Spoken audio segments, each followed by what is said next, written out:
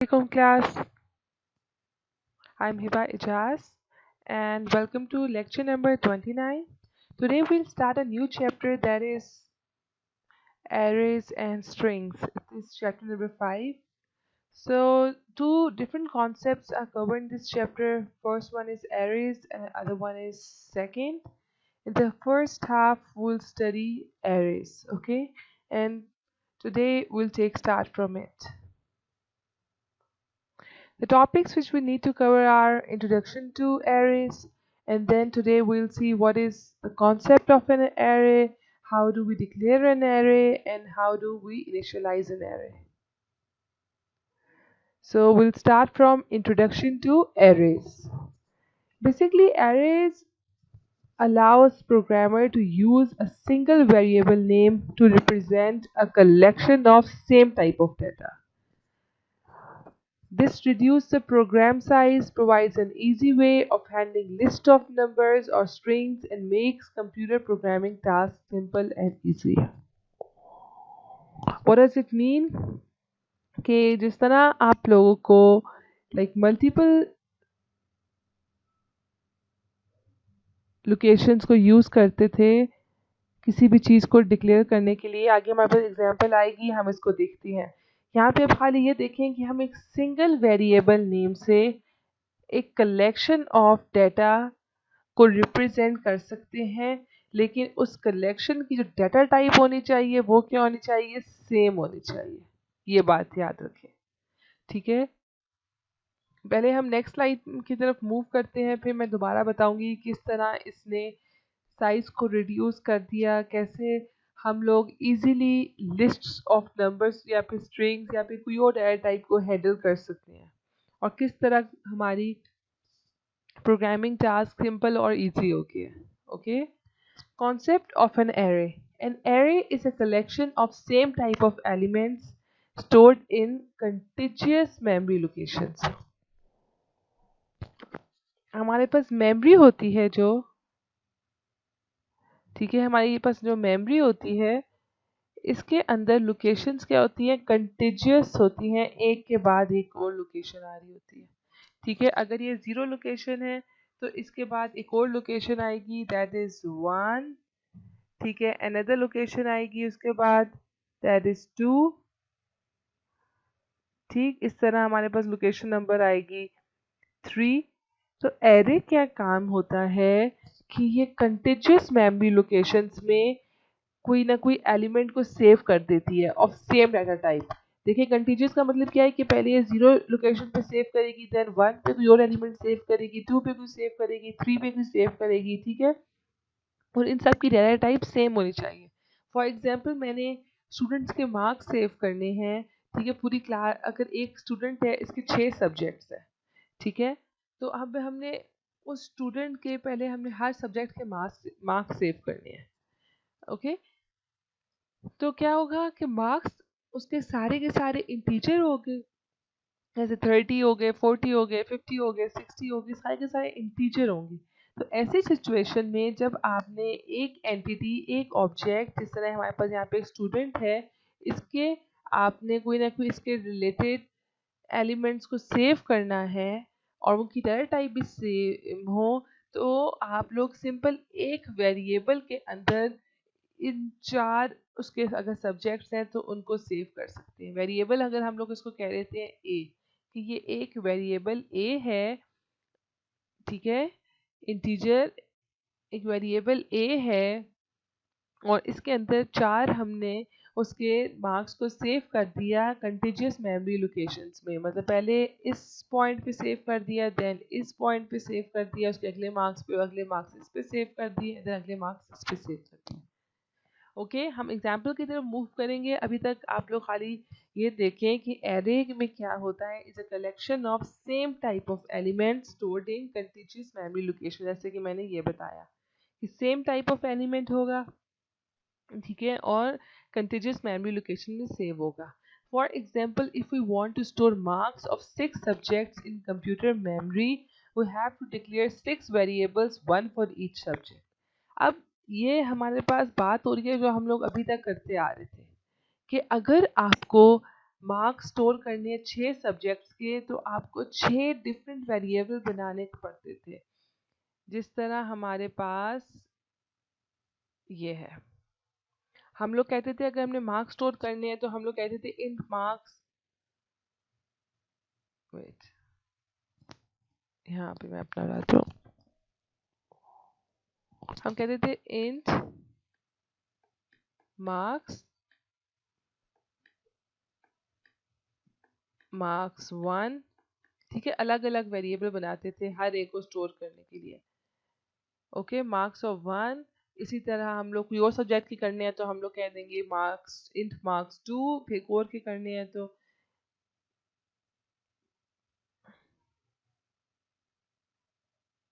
ठीक है, इस तरह किसी और के करने हैं तो इंट मार्क्स 3, इंट मार्क्स 4, फिर इंट मार्क्स 5, या कोई भी वेरिएबल का नाम लिख सकते हैं, मतलब int English, int Urdu, int maths, int chemistry, int biology, int computer science. तो हमें क्या कर रहे हैं, हम लोग मेमोरी में लोकेशंस बना रहे हैं अलग अलग। एक लोकेशन ये हो गई, ठीक है, देन एक और लोकेशन हमने बनाई, फिर एक और लोकेशन हमने बनाई, और इन अलग अलग लोकेशंस को बार बार इस तरह डिक्लेयर कर रहे हैं। पहले एक लोकेशन को डिक्लेयर किया, इसके अंदर मार्क्स स्टोर किए, देन एक और लोकेशन को किया। तो यूँ हमें मल्टीपल वेरिएबल्स बनाने की ज़रूरत नहीं पड़ती जब हम लोग एरे को यूज़ कर लें।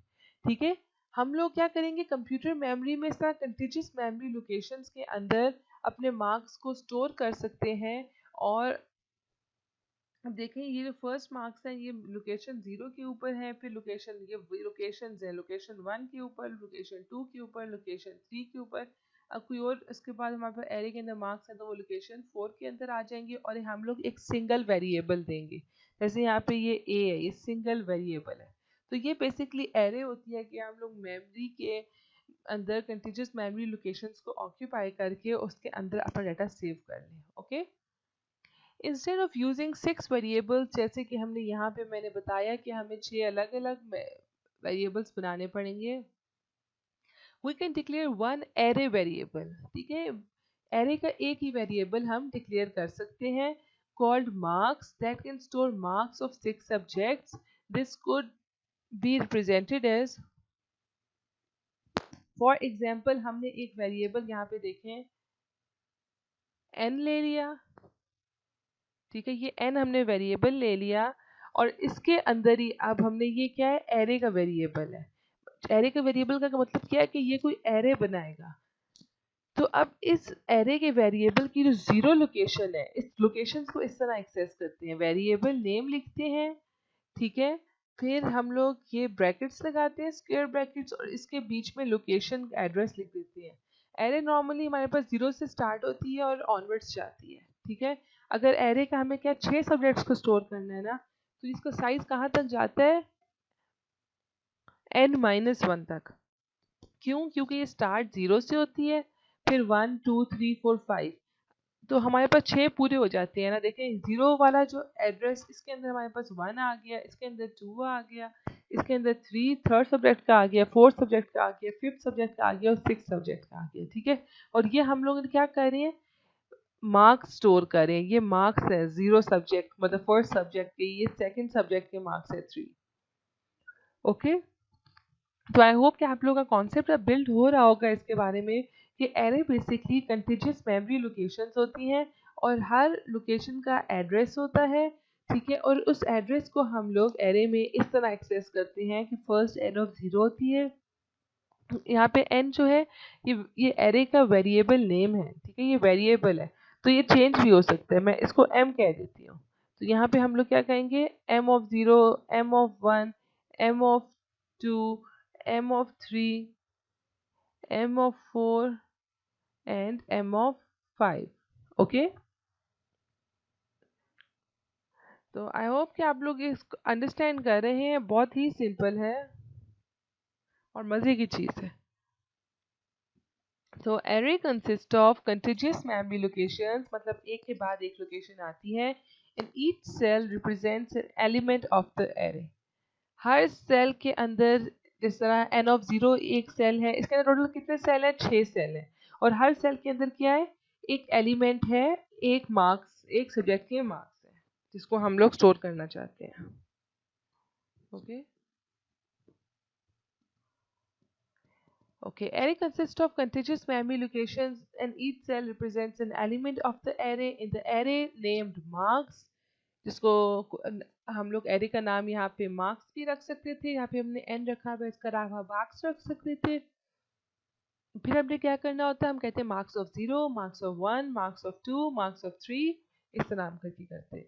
ठीक है, in the array named marks, each element of the array represents marks of the subject.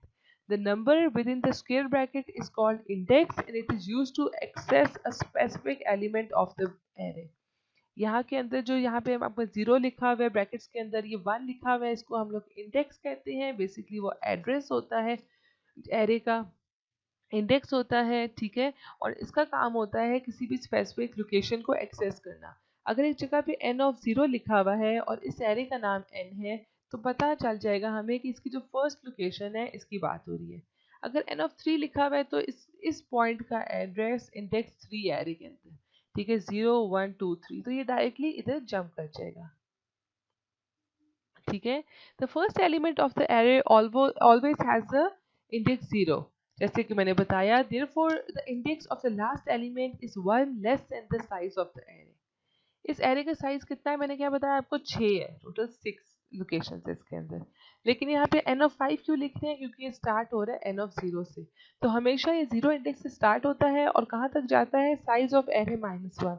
Size क्या है इसका, 6 है, 6 - 1 5।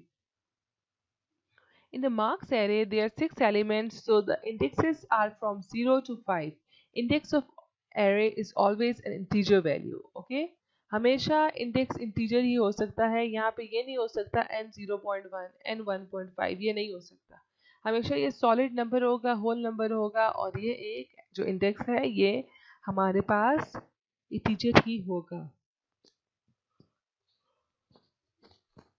अब हमें देखना है कि अगर हमने एरे बनानी है तो उसको डिक्लेयर कैसे करना है। Okay, to declare an array in C++, the type of the elements, the name of the array, and the number of elements it is required to store need to be mentioned. Okay, declaration. Okay, so the following is a general form of declaration. Okay, if you want to declare an array in C++, तो हमारे पास उसका जो syntax होता है, उसका way होता है, वो ये होता है। जिस तरह हम नॉर्मल वेरिएबल को डिक्लेयर करते थे, हम क्या कहते थे, int, हमने किसी मार्क्स को डिक्लेयर करना है तो हम लोग करते थे int marks। ओके, अब एरे के अंदर अगर हमने डिक्लेयर करना है तो इसी तरह हम लोग डाटा टाइप देंगे।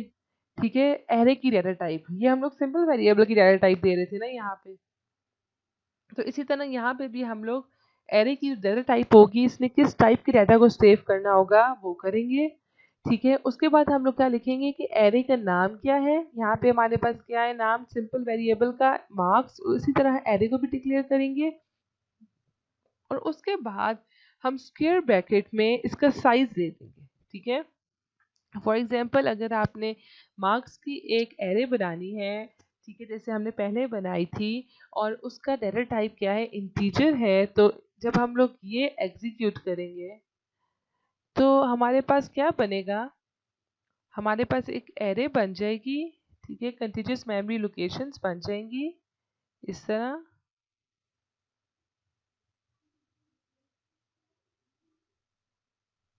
फोर 5 6, देखें अब इसका साइज क्या है, 6 है, इसके अंदर 6 ब्लॉक्स बने हैं, 1 2 3 4 5 6, और इसके अंदर इसका नाम क्या होगा, मार्क्स, और मार्क्स का नाम है।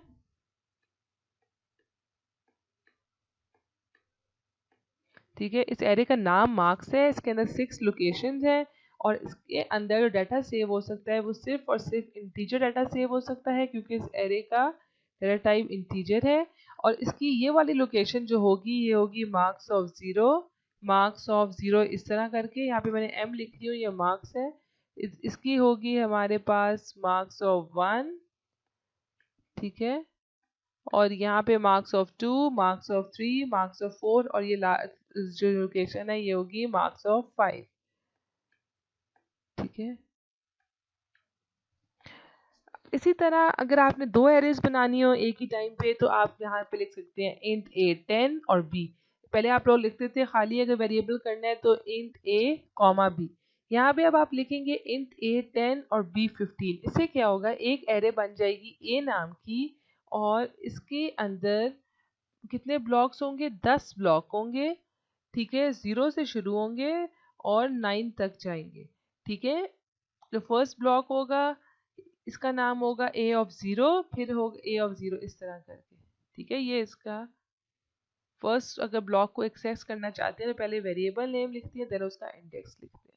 इसी तरह एक और एरे हमारे पास बन जाएगी बी नाम की, इसके अंदर होंगे 15।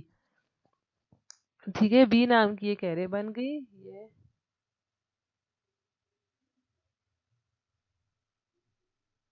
और इसके अंदर 15 ब्लॉक्स होंगे। ओके, एक और अगर हम डिक्लेयर करवाना चाहते हैं एक एरे वेट की नाम की और उसके अंदर 8 हो और वो डाटा अपने पास होल्ड करे फ्लोट, मतलब कि इसके अंदर पॉइंट्स में भी डाटा आ सके, डेसिमल में भी ऐसा आ सके, तो उसके लिए आपको लिखना होगा फ्लोट वेट 8। तो ये क्या करेगी, एक वेट नाम की एरे बनाएगी, इसके अंदर होंगी 8 लोकेशंस, 8 ब्लॉक्स होंगे इसके। ठीक है, फर्स्ट ब्लॉक का नाम होगा weight of 0, weight of 1, weight of 2, weight of 3, 4, 5, 6 और फिर एंड में वेट ऑफ 7, और इसके अंदर फ्लो डाटा भी आ सकेगा। तो ये है हम लोग के डिक्लेयर कैसे करते हैं। ठीक है, अब आप लोग चाहते हैं कि जिस तरह आप लोग पहले ही यूजर से नहीं लेते थे वैल्यूज, बल्कि उन वैल्यूज को किसी वेरिएबल को कोई वैल्यू साइन कर देते थे, तो आप करते थे इंट ए, इनिशियलाइज करने की मैं बात कर रही हूँ, int a is equals to 3 करते थे। ठीक है, अगर आपने a को इनिशियलाइज करना है किसी वैल्यू से तो आप करते थे int a is equals to 3।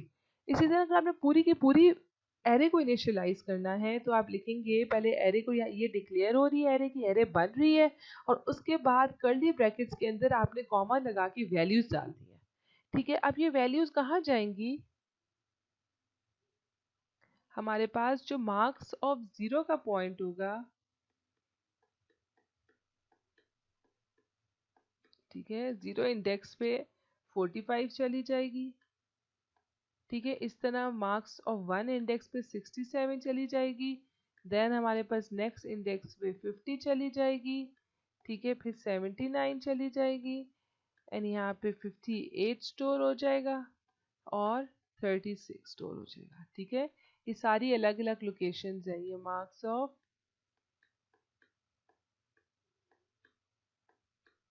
5 है, इसी तरह ये मार्क्स ऑफ 4 है। ठीक है, ये 3 है और ये 2 एंड देन ये 1। ठीक है, ये 2 है और ये 1 है। तो इस तरह हमारे पास हो जाते हैं और इस एरे का नाम है मार्क्स। ओके, अगर आपने इस पॉइंट को एक्सेस करना है तो आप एक्सेस करेंगे मार्क्स ऑफ 2 को, इस तरह मार्क्स ऑफ 2 लिखेंगे तो आप इस पॉइंट को एक्सेस कर लेंगे। ठीक है, अब इनिशियलाइज हम लोग अगर कर रहे हैं तो इसमें ज़रूरी नहीं है कि आप लोग इधर साइज दें। ठीक है, क्योंकि जब आप आगे आपने वेरिएबल्स लिखे हुए, सॉरी वैल्यूज़ लिखी हुई हैं, तो ये ऑटोमेटिकली जो हमारे पास कंपाइलर होगा वो क्या करेगा कि साइज काउंट कर लेगा कि इसके अंदर कितनी वैल्यूज़ है, कितनी वैल्यूज़ है 1 2 3 4 5 6, तो इसको पता चल जाएगा कि मेरा साइज 6 है। तो यहाँ पे आपको मार्क्स के आगे साइज देना कंपल्सरी नहीं है, कंपल्सरी नहीं है। अच्छा, तो अब हमारे पास जब हम लोग ये करते हैं तो हमारे पास बेसिकली होता क्या है, मैंने जैसे बताया मार्क्स ऑफ 0 पे 45 चला जाता है, 1 पे 67 चला जाएगा, 2 पे 50 चला जाएगा, 3 पे 79। ओके, ये इस तरह से हमारे पास ये काम हो रहा होता है कि इसकी अलग अलग वैल्यूज पे ये 0 लोकेशन को मिल जाता है, ये 1 लोकेशन को, ये 2 को, ये 3 को, ये 4 को, ये 5 को। ये आपको करके मैंने दिखाया है। Okay, so that's all for today. आप लोग को आई होप कि कॉन्सेप्ट आ गया होगा कि एरेस का कॉन्सेप्ट क्या है, एरे बेसिकली है क्या, इसको डिक्लेयर कैसे करते हैं, इसको इनिशियलाइज कैसे करते हैं। नेक्स्ट अब हम लोग नेक्स्ट क्लास में इसकी प्रोग्राम्स की तरफ जाएंगे। तो अगर कोई इशू है, कोई कॉन्सेप्ट क्लियर नहीं हो रहा था, do ask me, and thank you so much. Allah Hafiz.